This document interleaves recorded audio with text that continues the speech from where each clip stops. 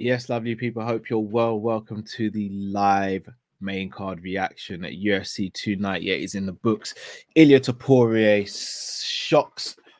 Well, I'm going to say shocks the world, but he hasn't really shocked the world because a lot of people, including myself, thought he would do this, but puts on an amazing performance and stops the one and only Volkanovski with a devastating knockout in a passing of the torch moment. Rob Whitaker shows that he's still got that dog in him and shows why he's still the Reaper with a win over Paulo Costa. Ian Garry, controversial split decision win, which we'll discuss. MERAB shows why he is the machine, and Hernandez shows off his grappling expertise with a win over Kopylov. Plus, UFC 300 main event announcement has happened. Let's get into UFC 300. So Dana White has announced it, and the main event is going to be Alex Pereira versus Jamal Hill for the light heavyweight undisputed championship. Now, Jamal Hill never lost the belt. He got injured and did the honorable thing, just like Yuri did before him, and relinquished the belt so the division could move on. So he was always going to get a title shot on his return. Alex Pereira is what Alex Pereira is, a phenomenal fighter, entertaining as hell, in and out of the octagon, and the champion.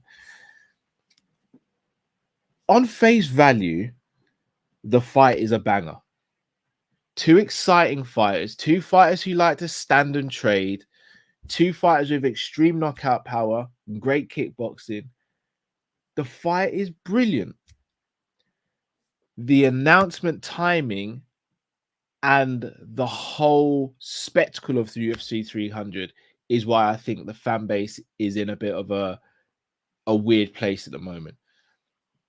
If this was announced for the main event of the Brazil card, for example, everyone's licking their lips going, rah, this is amazing. Alex Pereira's returning, going back to Brazil. Jamal Hill going back again to Brazil after beating Glover in Brazil. Like, there's so many narratives there. You'd be like, yeah, let's sign me up. That's brilliant. Conor McGregor's there. Leon Bilal is what everyone was expecting. Then Ariel came out and said Hamzat is a fight they're trying to work on. Not necessarily, he didn't come out and say that's the fight that they want to make or that's the fight they're going to make. He said that's the fight they're trying to work on. Other fights have been touted about, but that's what the issue is. I think because of how long this is taken to happen, because of how long the UFC have taken to make this announcement, any other fight barring Conor McGregor would have been seen, in my opinion, as a big letdown, unless it was a John Jones. And even unless it was a crossover fight, like a cross weight division fight, Aspinall Pereira, for example, would have done. Everyone would have been cool with it. Like, it's crazy. Shout out to Violet Speaker, who just said Dana said that Conor might never fight again for the UFC. There's definitely something more. I'm gonna do a video on that because something's not right. Eagle MMA says Conor's just doing what he wants and Dana's allowing it because he wants to. I think Conor wants to fight at 300. I think Conor's been ready to fight for a while. I think it's the UFC holding back Conor, if I'm going to be honest. I think with the new deal coming out with ESPN potentially and all that other stuff, and the fact that Conor's only got 2 fights left on his contract, I think that's what the snag is. I think something's going on behind the scenes there. On face value, Pereira and Hill is a great fight. I'm a fan of both fighters. It's a great fight. It's just the timing of it. One, you announce it when everyone's been waiting weeks and months for a big announcement with 2 massive names. Pereira's a big name. Hill isn't yet. And it didn't happen. And then you announce it on a night where Topuria effectively becomes your new star. Like, the timing couldn't be worse. It's like they just not read the room with this one. They really haven't, and it's a shame. It really is a shame because, one, you've kind of taken the moment away a little bit from Topuria, and 2, you've not helped yourself by having a main event that not a lot of people really wanted to be the main event for 300. And then even the co-main's not going to be Max and Gaethje. It's going to be Weili and Yan Zhao now. Like, I don't know. The rest of the card from prelim right all the way up is excellent. It's magnificent. The main and co may leave a little bit to be desired. But look, I don't want to spend too long on 300 because I'm going to do a separate video on that, just breaking down some of the things that I think may be happening behind the scene. Going to do a video on Conor McGregor. So, yeah, don't want to spend too long on that. What I do want to spend some good time on, though, is this. And that is this, man. Ilia Topuria becomes the first Georgian and / Spanish fighter to win UFC undisputed gold. Incredible win. And look, in the lead up, I said I thought Topuria was going to win it. I just felt as though he had a confidence I hadn't seen since Conor McGregor Aldo. A lot of fighters speak about confidence and talk about how much they're going to do this and do that. I don't believe every fighter I see it with him. I did. I just believed it. And I know people say VOLK shouldn't have taken a fight against Islam and maybe he's become chinny overnight because of that knockout. With all due respect, I don't buy it. I just think sometimes you just got to give credit to the fighter and say Ilia is that guy at the moment. And VOLK is a phenomenal fighter and has been one of the best champions we've seen. But sometimes someone else is there who's just better. Sometimes someone else comes along who's just that new breed, just hungrier, just slightly quicker, just slightly stronger. And that seems to be Ilia. I wasn't really liking the way VOLK was fighting in the second round. First round, VOLK was really growing into it. Second round, I wasn't really feeling it. I was looking at VOLK and I was thinking, you're sort of when you're leaning back with your chin in the air, you're not really moving your feet when you're getting out of range. Like I remember him against Max in the third fight. He was in and out, darting in and out, darting in and out. Max couldn't get a read on him. Mixing the takedowns, mixing grappling, mixing clinch. Didn't do any of that. And he succumbed to the power and it was a sensational knockout. And he leaves no doubt about who is the best in the division right now. And another thing I said in the lead up was everyone's talking about the lack of competition Ilia's had. And I said, look at what Islam Makhachev did to Oliveira. Sometimes you just get guys who don't need to run through the division. And you know what? Sometimes on the other side, it's a bit more fun when it's like that because at least they're not running through the division, getting the belt, and then you're like, oh, who do you match them up with? Ilia's got so many fights there now. You've got Max, you've got Arnold Allen, you've got Yair, you've got Brian Ortega. Like, you've got 4 fights already. So, look, Ilia, congratulations to him. I do want to speak about VOLK, though, because my heart goes out to him. My heart really goes out to him. Like, he looked devastated. I don't know where he goes next. And you look at all the fighters in 155, the top 5, I think, are all matched up. If you're VOLK, you don't go and fight 7 or 8 or 9 in that division unless you want to start off and then make a run to the title, ease your way into the division. I don't think you do that. At 45, he's cleared out the division as well. Like, I don't think he gets an immediate rematch off the back of the loss because of how it happened. For me, he's in a very, very tough position. And it's crazy because he was the one that put Max in this position because he kept on beating Max and Max kept on beating everyone else. I think he would become the same. I think he'd beat everyone else and then you'd still have Topuria as a champion. I don't know what VOLK does next, but what I will say, I think he should take at least a year out. In the same way Izzy's taking time out, I think he should take at least a year out. I think he's kind of got to. He's got nothing to prove to anyone. Look, he's been such a regular fighter and done so much for the featherweight division, and he reignited that lightweight division to an extent as well. Go and have some rest, spend some time with your family, go and recuperate. I know you like to fight. I know you hate not fighting and having something lined up. Learn to live with that uncomfortability. In the same way you can live with that uncomfortability in the cage and it makes you the fighter you are, try and do it outside the cage, man. You just just take some time, man. Take some time. Shout out to Danny, who says, do you think Dana shot himself in the foot by hyping it up and saying it was going to book something special? Yeah, he did. Absolutely. I think that's why the backlash is there. Danny also goes on to say TOPURIA is a complete package, a great fight of KO power, who doesn't have a dry personality. Dana should absolutely capitalize on his momentum. He should. He absolutely should, Danny. But yeah, TOPURIA, sensational, and an iconic win, a phenomenal right hand, and the TOPURIA era in the featherweight division has begun. Onto the co-main event now. Rob Whitaker fought out a great fight against Paulo Costa, was pretty much flawless for most of the fight, apart from a scare at the end of the first round where Paulo Costa pulled off an amazing wheel kick and almost finished him at the end of the first round. However, the bell saved Whitaker. He was able to recuperate on the stool. And for me, he won 3-0. I know people will sit there and go, yeah, but Costa almost got him out of there at the end of round 1. He didn't drop him. Whitaker was still firing back. He was still cognizant. For me, that's not a 10-8 round, and that's not even a round win for Costa, because for 4 minutes and 50 seconds of that round, Whitaker was winning it. Second and third round, I don't think there's a debate there. Whitaker outworked him and just looked like the old Whitaker. Whitaker went into this with a point to prove.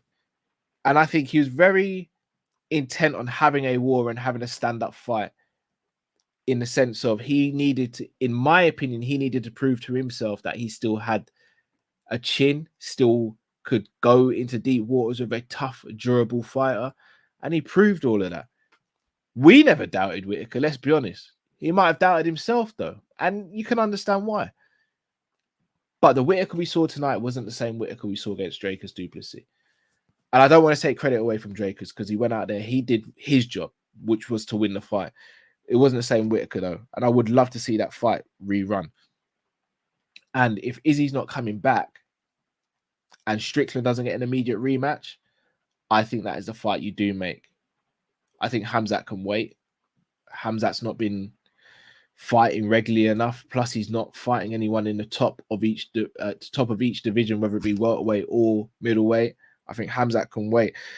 I'd love to see what Costa does next, though, because even though Costa lost, he still made it an entertaining fight, and he's still always entertaining when he fights. I'd like to see who Costa's in there with next. I really would. I'd love to see the Khamzat fight still. I'd like to see Usman versus Costa. There's so many great matchups for Costa, in my opinion, and I'd really like to see it. If Pereira was still able to make 85, him versus Costa would be crazy. Even you could even do Izzy Costa too. There's so many fights there, so I genuinely want to see what they do with Costa next. What I do want to see Costa do is up his work rate, though, because I think he lost that fight due to work rate. I think that was the main issue. Shout out to Eric, says Kota bed cow. Yeah, you know what? I'm not going bed for that. Look, guys, I'm just going to be real with you. 2024 is a year I really want to make strides forward in life with this content creating stuff. I'm gonna go hard as hell. Like, I'm gonna go balls to the wall. And if we don't work out by the end of this year, I'm still not gonna give up, but I'm gonna like maybe ease back a little bit. But this year, I'm gonna go as hard as I humanly can. God willing, keep my health and everything. But yeah, I want to make something of this content stuff and really.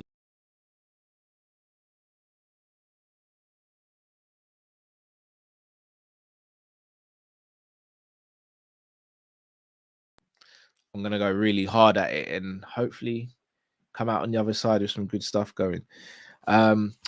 Next fight that we're going to discuss, the man who's been the most talked about in the lead up to this card, and that is Ian Machado, GARRY, who went out and had a good fight against Jeff Neal. Not a great fight. I mean, he spoke up a lot about the fight, saying he was going to put on a clinic, he was going to stop him, he was going to meet him head on, walk him down and win. None of that happened. In fact, I'll go as far as saying I think he should have lost the fight. I think he should have lost the fight. I think that was 2-1 to Jeff Neal. And yeah, I don't know. I feel as though the judges sometimes do this. Shout out to Colin Crandall. Sometimes the judges do this and lean towards the more popular fight or the fight that they believe the UFC want to win. For me, Machado Garry didn't win that fight. He won 1 round in that fight for me. Jeff Neal won 2. And if I'm Jeff Neal, I feel really hard done by right now. If you're Ian Garry, I feel as though you've got away with one to an extent. I still think he needs to work on his character, Ian Garry. I think he's either himself and he's the nice guy, who I think he is deep down a nice guy, or you lean all the way into your character. I don't think you can do one or the other. Like, and you hear the boos. Some of the comments about his wife and his kids I don't like. I'm a man with a wife and children, and I wouldn't like someone to attack my wife verbally and speak about my kids and all that. So, yeah, I don't know. But Ian Garry with another win, I would match him up again. Well, he wants Colby. And do you know what? I agree with that. Colby's not on a winning run, but I agree. If you talk stuff like that about someone's family, then you gotta go out and fight. Like, it's not like Colby can demand to fight someone higher up in the division anymore.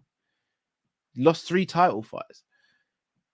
Like, you lost 3 title fights. You got to start fighting some of these younger, hungrier opponents now. Colby versus Machado Garry makes all the sense in the world for me. So I hope that fight gets made. On to another fight and a potential retirement. The Machine showed why he is the Machine. A dicey first round, got caught with a left hook that wobbles him. Henry Cejudo looked really sharp in the first round. However, MERAB switched it on in the second round. His wrestling was on point. His grappling was on point. His striking was good. And he dominated Henry in those last 2 rounds. Even had a viral moment potentially. 2 actually, with this one where he's got him held up and he's walking him across the cage. Who does that to Cejudo? And then another one where he's holding Henry on the ground and he's speaking to Mark Zuckerberg.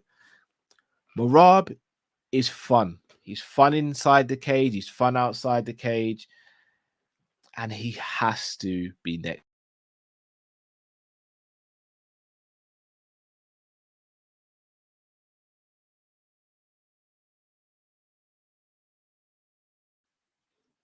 Sorry about that. He has to be next in life. If he doesn't get the next title shot, then it's the biggest travesty going. He has to. I don't even know the number of winning streak he's on, but he's just beating Cejudo, who's like second in the division. He has to fight for the title next. And obviously we've got UFC 299.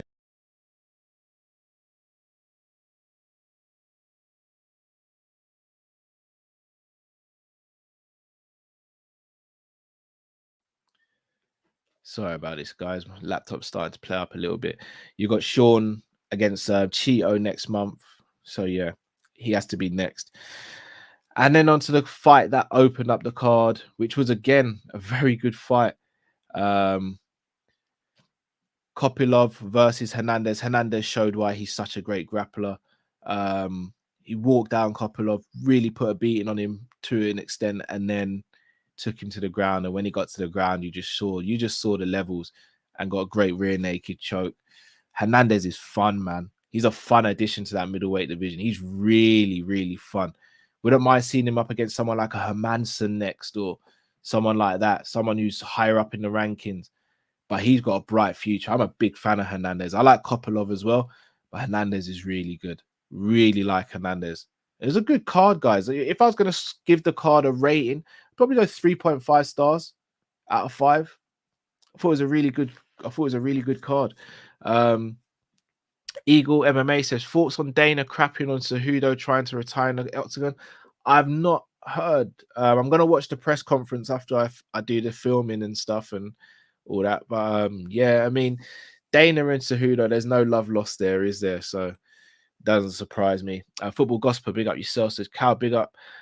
My goodness, Mackenzie Dern, face surgery, please. Ian Gary just said he don't care about performance as long as he got his hands raised. He's good. Look, fair enough, but then you can't talk of that talk in the lead up. I agree with him though. Getting your hand raised is the main thing. But at the same time, look at Bilal. Bilal's getting his hands raised and he's still not getting title shots. So, I mean, it's one rule for one fighter, one rule for another. The UFC at the moment, there's no consistency, which is annoying.